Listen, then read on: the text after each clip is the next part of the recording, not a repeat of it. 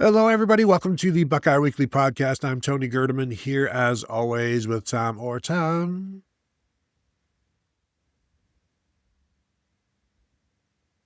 How's it going? Tony, I know you are as old as I am, older in fact, but old enough to remember going through the newspaper transaction report in the morning. You get the morning paper, you'd look, and it would be, hey, the Mets have recalled from AAA Tidewater third baseman Chris Donalds. There's a real deep cut for you. That's a good. This is a show where it feels like, Tony, the Ohio State Buckeyes have recalled from their AAA affiliate in Tuscaloosa, cornerback Cam Calhoun. They have really been pulling a lot of guys up from AAA Tuscaloosa over the last few years. A number of these guys have turned into stars in Columbus at the major league level. And now another guy with an opportunity to play in the bright lights of the big city of Columbus. And of course, the major leagues in the Big Ten. Yeah, the January call-ups have been very, very good for Ohio State from Alabama over the years. Cam Calhoun, we'll see if he is the latest. That is, in fact, what we were talking about. Cam Calhoun, cornerback, defensive back from Alabama, by way of a couple of other places we will talk about, has committed and will sign with Ohio State. And now I assume maybe Ohio State is done in the secondary, but again, let's not assume things. Let's just wait and see what else happens. But this is a guy who has been around, began his career at Michigan, then in 2023, then transferred to Utah, where he started a game and was part of that defense, rotated in at corner, 21 tackles, tackle for loss, an interception, led the team with 9 PBUs, and was among the Big 12 leaders in PBUs, and then transferred to Alabama this past year, where he played in 14 games, defense, special teams, was tackles in all of these games, basically, in terms of just he's involved. And he's one of the guys that you can count on in special teams, one of the guys that you can count on in a pinch if you need him to jump into the secondary.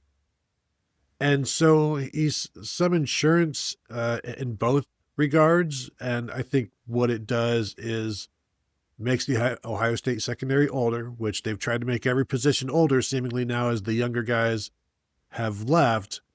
And he's got experience. He doesn't have a ton of experience in terms of playing, but he's got 3 years of practice, played for a season basically in 2024 and in Utah, and then worked towards getting on the field as much as he did at Alabama, and was on the field sometimes in terms of defense, sometimes in terms of special teams. Grew into a role at the last 2 places that he was, and I assume he'll grow into a role at Ohio State. Tom, I'm just not sure if that role will be more Tanner McAllister or Jihad Carter. You know, it's like, can you get somewhere in between there? Because I'm not expecting him to be a starter like Tanner McAllister, but you would also not want him to be maybe as invisible as a Keenan Nelson, Jihad Carter.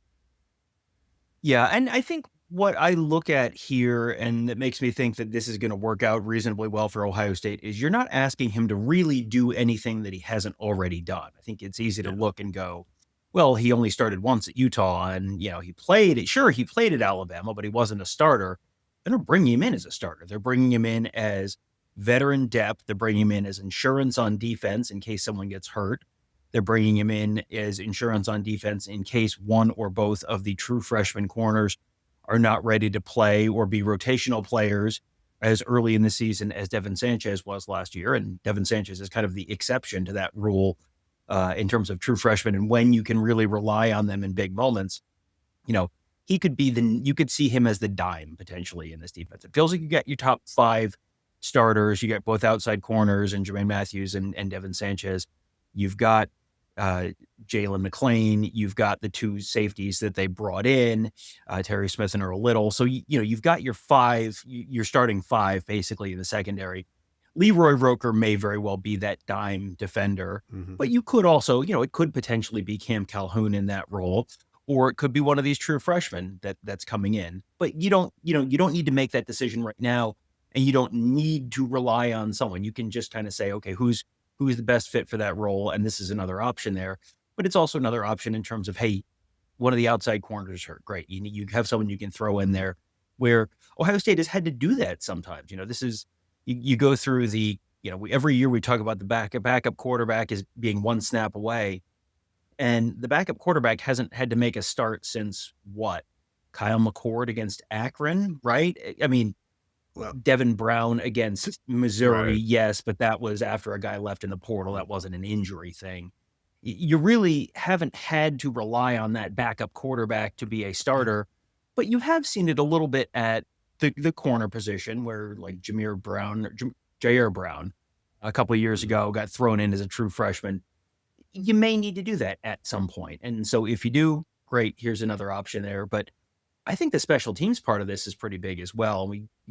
This is one of those things where you just need veteran guys. And you've seen kind of the middle of the roster. The stars have mostly stayed at Ohio State. Mm-hmm. The new guys have mostly stayed at Ohio State. It's kind of been like the middle of that roster that's kind of gotten hollowed out a little bit this year with the third year kind of guys who haven't started yet and might not be starters. A lot of those guys are the guys who have left. Those are the guys who you sometimes rely on to be those really special teams assassins. That's something that Cam Calhoun may fit as well for them. The 2024 season was the exception where Ohio State didn't have to rely on a true freshman corner to start. Devin Sanchez got a couple of starts this past year. We saw Jermaine Matthews with a couple of starts in 2023. You mentioned Jair Brown. We know Denzel Burke started the entire season in 2021. So there has been this history of having to do that. And the one year that they didn't, they won a national championship. And are these things related? Maybe only slightly, but you'd rather be able to turn to a veteran than a freshman in terms of starting a game in a spot start. And that's what now they can have with Cam Calhoun, who, as I said, came from Alabama, came from Utah, came from Michigan, brings all of these different experiences. And Tom, the Michigan aspect of this is, well, I'll let you handle it. Yeah, it's interesting because he was on a visit to Ohio State, I think for the Michigan game in 2022, and committed to Michigan while he was on the field at Ohio State, which is, that is a fascinating way for this story to sort of twist and turn between here and there. And, this is not someone who grew up a lifelong Michigan fan by any means, because he was committed to two other schools before he committed to Michigan, and then left Michigan after a year to go to Utah, left Utah after a year to go to Alabama, and now back to Ohio State. But, I have seen some people saying, why would you take this guy? He did this unspeakable thing. It's like, yeah, he was a senior in high school. He had changed his mind twice on where he was going to go to school. He'd been committed a couple other places. I personally would not choose to treat that as a scarlet letter for the rest of his life, but your mileage may vary on that, I suppose. Perhaps a Mays letter. Perhaps. And he's got another year of eligibility after this as well. And so he's got that experience, but then can also perhaps bring him back as well for his fifth and final season. So there you go. Buckeyes have added a new member of the secondary with some versatility and some experience, and Cam Calhoun has been around, as we just mentioned, and now he is an Ohio State Buckeye. If you're watching on YouTube, go ahead and hit the thumbs up. We'd appreciate it. Subscribe to the channel. Hit the bell to be notified. As you have known, we're dropping some videos because we're talking about a bunch of guys. We're looking ahead. We're reacting. We're just talking to talk. No, we're not just talking to talk, but we are trying to cover as much ground as we can with all of everything that is going around in the hot stove league of college football. And of course, we're also talking about this at BuckeyeHuddle.com. You can find us there as well. So thank you all for tuning in, and we will talk to you all later.